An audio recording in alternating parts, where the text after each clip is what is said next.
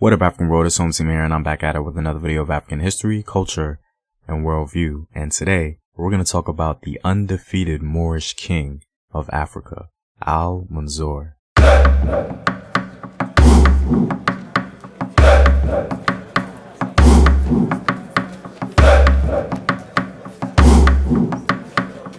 And as always, if you want to support the home team, you can do so on patreon.com. I have some new rewards for you guys, so be sure to check that out. Also, go to Afrographics.com, a website where you can find unique illustrative infographics summarizing African history. All links to Patreon, Afrographics, and home team merchandise are in the description box below. Yusuf Yaqub Al-Mansour was the ruler of the Almohads from 1184 to 1199. Al-Mansour is recorded as a commander who never tasted defeat. This is significant because he's single-handedly responsible for halting the Christian Reconquista, or the taking back of Spain by the Christians. Amongst the Moorish dynasties, his military prowess is second to none. Al-Mansour inflicted heavy defeats on the Christians on the Iberian Peninsula, even taking thousands of Christians back to North Africa as slaves. Al-Mansour's father was the previous ruler of the Almohads, and his mother was an enslaved woman believed to be from Mali or Senegal. Ali ibn Abd Allah, a Moorish historian, has this to say about Al-Mansour and his mother. He was the son of a Negro woman who had been given to his father. The practice of intermarrying with enslaved women was not uncommon during this time, especially for that region in particular, because you would frequently see enslaved African women from further south mothering children of elite North African Moorish rulers. Al-Mansour's reign saw the booming of architecture, trade, science, and philosophy. He was a principal of many things, and even wrote a religious book. He was no doubt one of the most powerful Moorish leaders in all of African history, and his legacy is recounted even to this day. At their zenith, the Almohads had conquered most of North Africa, as far as Libya, together with southern Spain and Portugal. Early efforts by Al-Mansour to expand his Spanish kingdom was thwarted by revolts in North Africa, perpetuated by the new Banu Ghaniya ruler, Ali, and his Berber allies. In 1188, he finally subdued the city of Gafsa. The Caliph then returned to Marrakesh, where he discovered rumors that members of his own family were conspiring against him. This drove him to travel to Spain and execute the offending relatives.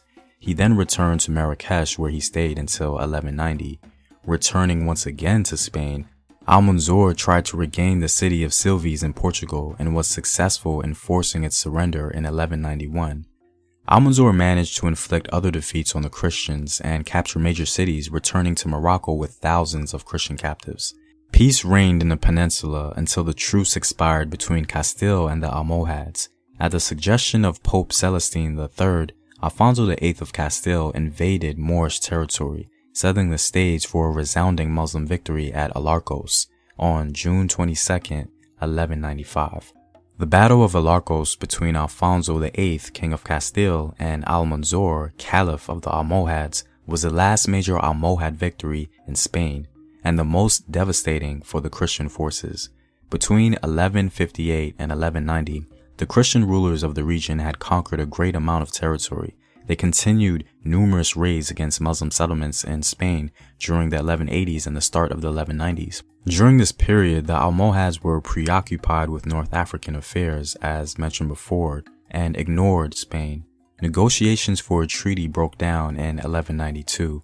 In the following year, Alfonso VIII gave Alarcos, located to the south of Toledo, to the Order of Calatrava. Alfonso planned a major offensive against Muslim Spain with support from the Castilian Church and the papacy. In 1194, he made treaties to fight the Almohads with various Christian allies, with much support from the papacy. The Castilian king then mounted campaigns against the Muslim settlements on his southern frontiers. One army, led by Martin, Archbishop of Toledo, advanced and devastated Muslim holdings along the watercourse and southward into Spain. Alfonso's army reached as far south as Seville. This prompted Al-Mansour to call the governors of Spain to prepare for war. The Caliph left with his army from Morocco in April 1195 and crossed into Spain on June 1st, arriving at Cordoba a month later. Alfonso summoned his army, which consisted of contingents from Leon and Navarre, the military religious orders, and the town militias. On June 25th, he arrived in Toledo, where he received intelligence of Yaqub al-Mansour's advance into Castile. The battle that took place the following day was a clear Almohad victory. Muslim writers claim that the victory was due to Yaqub's superior leadership and the deadly effect of his archers. In the aftermath of the battle, Alfonso returned to Toledo attended by 20 knights, and Yaqub took the name Al-Mansour, meaning the victorious. Al-Mansour captured the fortress to the south of Toledo, including Calatrava. After this disastrous defeat for the Castilians, the Caliph felt that Castile had been thoroughly weakened by both the recent loss at Alarcos and the subsequent quarrel between Alfonso VIII and his cousin Alfonso IX of Leon. This bitter dispute led to the alliance between Alfonso IX and Sancho VII of Navarre and the Caliph Al-Mansour. Supporting his new allies, Al-Mansour in 1197 undertook his third and final Castilian campaign. After ravaging the Tagus Valley west of Toledo, he signed a 10-year truce with Castile. The Caliph returned to Marrakesh in 1198, where he spent the rest of his days embellishing the city with magnificent construction projects. He died there in 1199 and was succeeded by his son, Muhammad. Well, I'm all out, guys. If you like these videos and want to help out in its continued production, you can do so on patreon.com. The link is in the description box below. Know thyself. Remember your ancestors. Peace.